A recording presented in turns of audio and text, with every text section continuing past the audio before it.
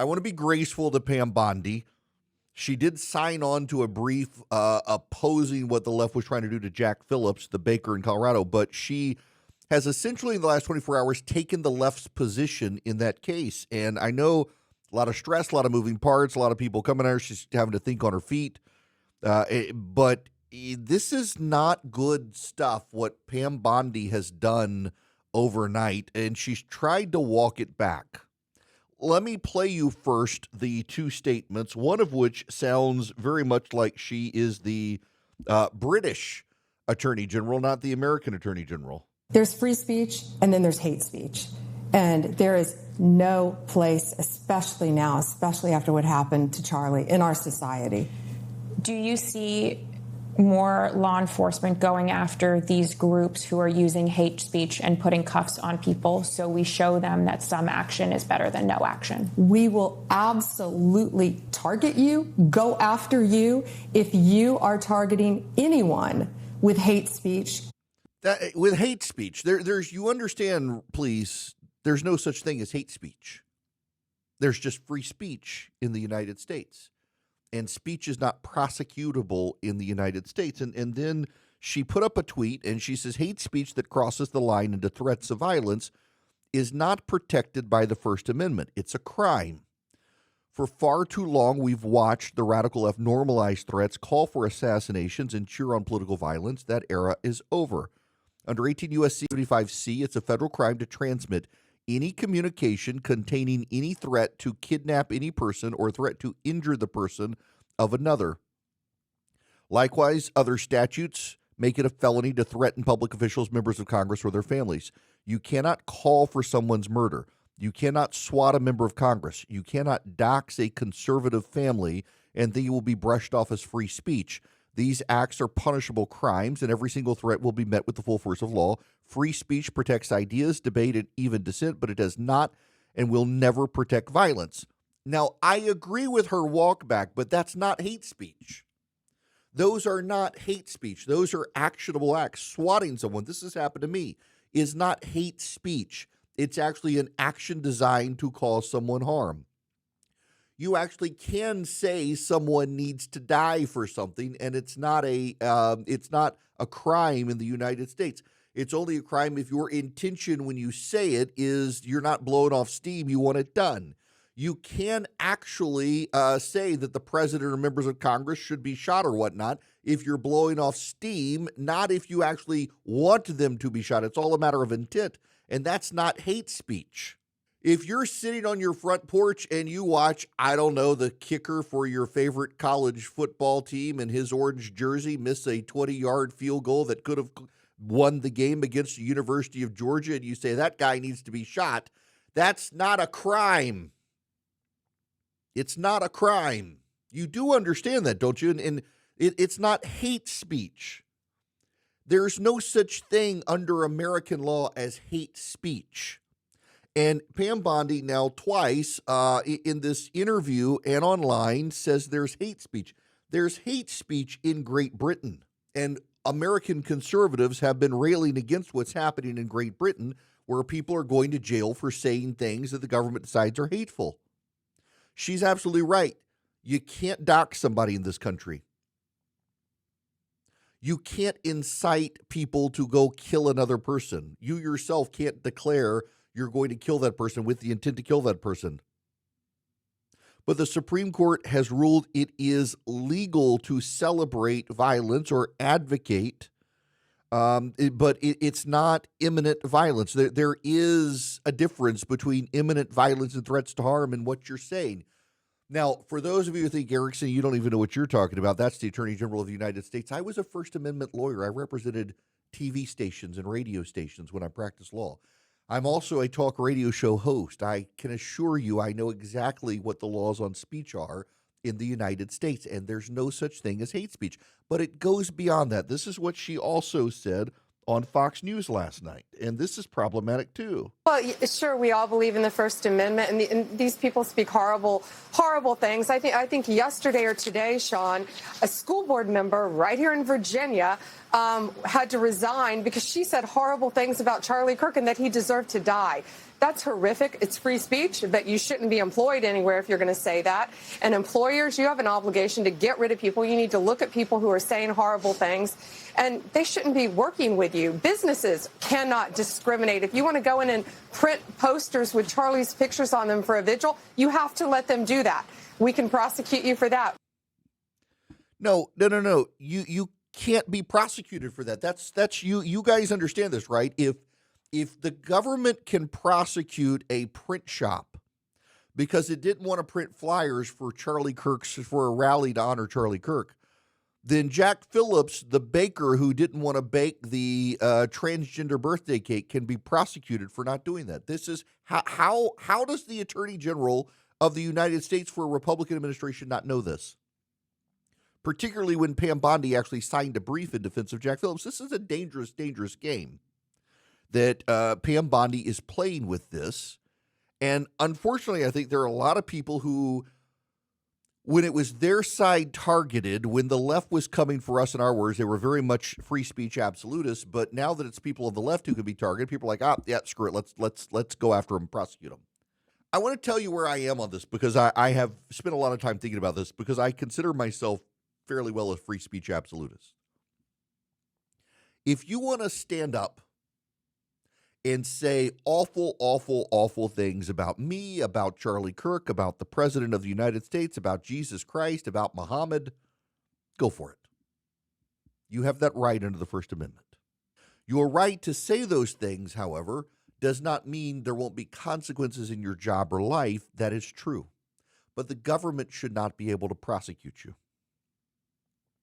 Generally, I think anybody should be able to stand up and say awful things about another person and not lose their job. I actually think that some of the people who have lost their jobs for saying Charlie Kirk was an awful person and dancing on his grave, I don't think they should have lost their jobs. However, where I do think you should lose your job is when you go the next step. You're not just dancing on Charlie Kirk's grave and saying he was a horrible person who said horrible things, many of which you're taking out of context. You're saying, so he deserved to die. There are things in a civil society that we must make outcasts from civil society. And the number one overarching thing we must make a pariah in this country is the justification of, defense of, or sanctioning of the death of any American for what they have said politically. Doesn't matter what side they're on. There are people on the left, I do not like them. I don't like what they stand for. I don't like what they say. I don't like what they believe. I think they are wrong. Some of them, I dare say, are evil. Not a single one of them should be executed for what they say, stand for, believe, anything like that. Not a single one. And that should be a foundational belief in this country. You do not get to decide someone should die, and no one in this country should die because of their political beliefs. That should be foundational. So I've seen professionals, teachers, and doctors and others lose their jobs because they went on social media and they said Charlie Kirk was a horrible human being. Charlie Kirk was a misogynist. He was a racist. He was some of them called him an anti-Semite. He was whatever.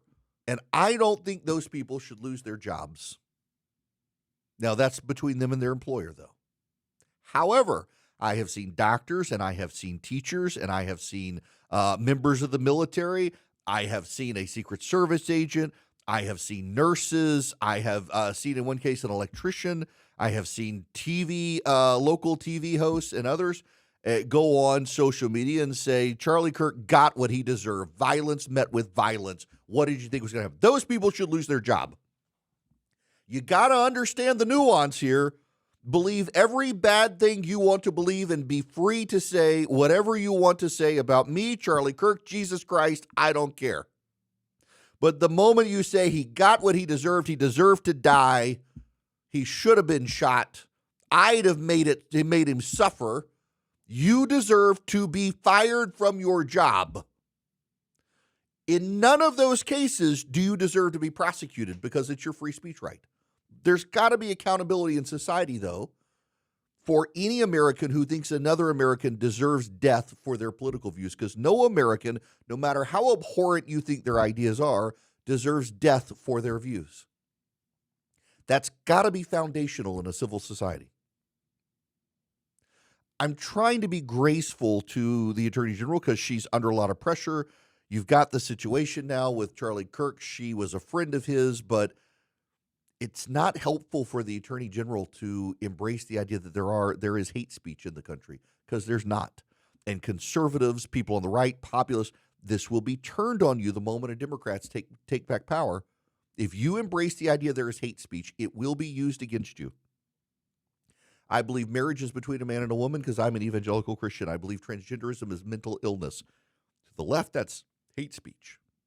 If I want to call Elliot Page Ellen Page, I should have the right to do that. To the left, that's dead naming and that's violence. That's literal. In the idea of the left is that it's literal violence for me to say Caitlyn Jenner is Bruce Jenner or Elliot Page is Ellen Page. No, that's actually violence to them. Goes beyond hate speech. If you go down this path where you believe there's hate speech, it will be turned against you. In the same way, if you believe a business should be put out of business or prosecuted by the government for violating rights because the business says, I don't want to do business with you, it will be turned against the Christian butcher and the baker and the photographer. And before you say, but it has, Erickson, it has, the Supreme Court has stopped that. Jack Phillips still has his bakery shop because Jack Phillips went to the Supreme Court and fought. And precedent has been set. And it should not be those of us on the right changing the precedent. This is very basic, elementary stuff. And again, no one should be prosecuted for these things. I do think, listen, I would not want my kids in the classroom of a teacher who said horrible things about Charlie Kirk after he died. If she danced was great, I kind of see the argument for firing that person. There are limits in the private sector to your ability to engage in free speech. My position is I don't want my kid in that person's classroom, but I don't really want anyone fired for saying something I really disagree with. But when that teacher then says he deserved to die, you fire that person. We're not going to agree on a lot as a society anymore. We're too divided. Every single one of us should agree no person deserves to die because of their political views. And unfortunately, there are people on the left who have been very open that they're okay with this assassination because they didn't like Charlie Kirk. And they've been very public on social media, and I think society should shun people like that. Fundamentally believe society should shun people, shame people, teach them a sense of shame, and put them on the unemployment line if they're cheering on an assassination over political views. Because if we don't shun it, if we don't shame it, if we don't as a society come together and say this is unacceptable, it's only going to fester more. What you say to your friends in private is a separate thing. If you got on a group chat of your best friends and said, got what he deserved, and one of your friends leaked it out to the press, I would go after the friend, not after you, because you thought you could say something quietly and safely in your circle of friends, and one of your friends betrayed that trust. It's when you go on Facebook and you go on Twitter and you go on Snapchat and you go on TikTok and you go on Instagram for the entire world to see, and you say, got what he deserved, more of this, please. Society needs to step in and say, no. But in none of these cases should the federal government decide it's prosecutable. Because if the federal government decides this is prosecutable against the left, they're setting the precedent that will be used to come after you and me with the next Democrat. And by the way, the Supreme Court has said you can't do this. The Attorney General of the United States should at least know that's the law of the land.